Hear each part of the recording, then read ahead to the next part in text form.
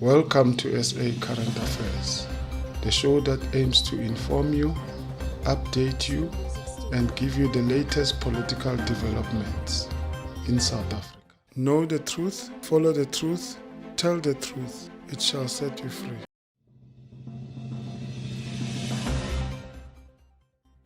The story of the ANC is like watching a soapie at home, with suspense, intrigue, betrayal, greed, lawlessness, corruption.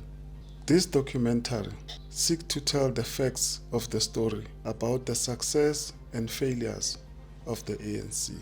From when the first democratic president, Mr. Nelson Mandela, was released from prison to taking over the throne as president of the ANC. And man, what a presidency he made of it. President Mandela was like a gift that keeps on giving for South Africans. In 1991, he was elected the president of the ANC. In the same year, 1991, the first plenary session of the CODESA was held at the Kempton Park in an effort to bring about peace in South Africa. In 1993, former President Nelson Mandela and former President de Klerk, they were awarded a Peace Nobel Prize for their efforts of ending apartheid in a peaceful manner. In May 1994, Mandela was inaugurated as the first black democratically elected president of South Africa. Mandela also led a broad coalition which legislated a new constitution for South Africa. Moreover, President Mandela, he emphasized reconciliation between the racial grouping, and he instilled national pride in our country, building initiatives like giving away a portion of his salary to charity, building school, and many more good deeds that were done by President Mandela. The disturbing trend began in 1996 with corruption. And guess who was the first minister to be accused of corruption? None other than Nkosazana Zuma. Nkosazana Zuma was accused of misconduct and corruption. She was accused for funding Sarafina 2 drama that was teaching about the danger of unsafe sex in a lavish musical tour that was supposed to carry the message of AIDS to the uneducated.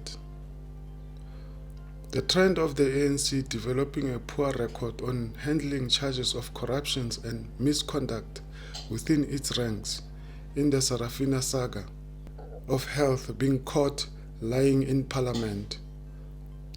Moreover, the contract turned out to have gone to a good friend of the minister.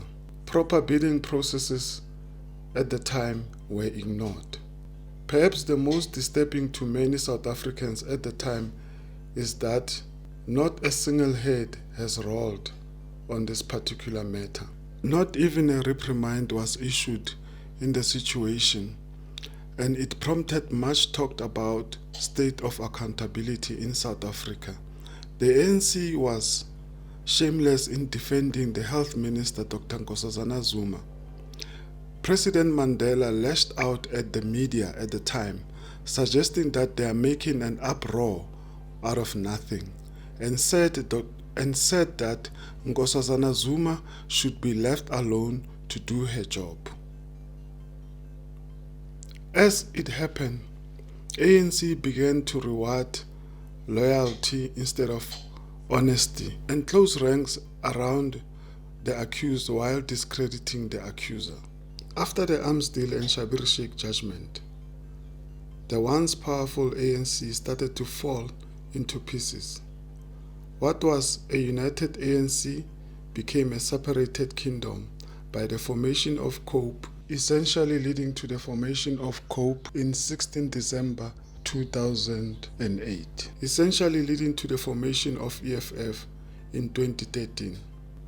After Thabo Mbeki was fired by the African National Congress.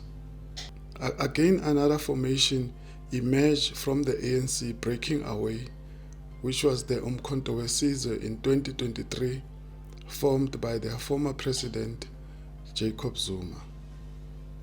essentially creating three centers of power outside the African National Congress, followed by their own big mistakes. These three organizations, ANC, EFF, and Umkhonto weSizwe, their situation went from bad to worse.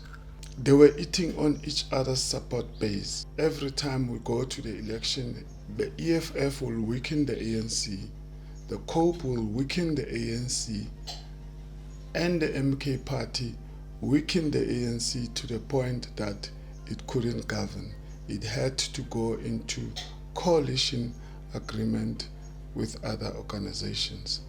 The ANC, EFF, and Umkhonto weSizwe, it's a story of a divided kingdom or a political organization, with each organization facing an internal revolt, and their senior politicians are facing corruption charges.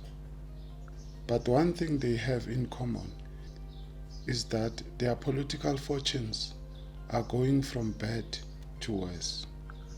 Who are implicated in corruption, and one way or the other, they must face those corruption charges. And what does that mean? It means that as and when these leaders face these corruption charges, their dominance and their organizations are going to die a slow death. This is why the story was composed, so that we can all learn from the mistakes that were done by the African National Congress in their previous administration of government. The main people who needs to learn from the mistakes of the African National Congress and their kingdom, it is the government of national unity. The government of national unity needs to ensure that never in our lifetime that people should experience corruption. They should ensure that never in our lifetime there is individual success instead of promoting community success. The government of national unity have their job cut out. They need to ensure that they reward honesty instead of rewarding loyalty, because those are the cornerstones of morality, and once we confine to those moral standards and those high values, as South Africa will be able to build a nation that President Nelson Mandela envisaged, a country that is prosperous.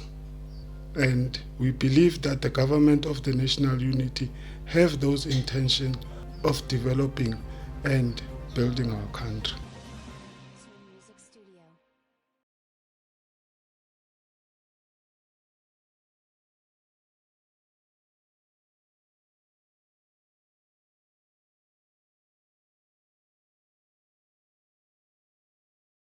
The ANC, EFF, and Umkhonto weSizwe, it's a story of a divided kingdom or a political organization, with each organization facing an internal revolt, and their senior politicians are facing corruption charges. But one thing they have in common is that their political fortunes are going from bad to worse.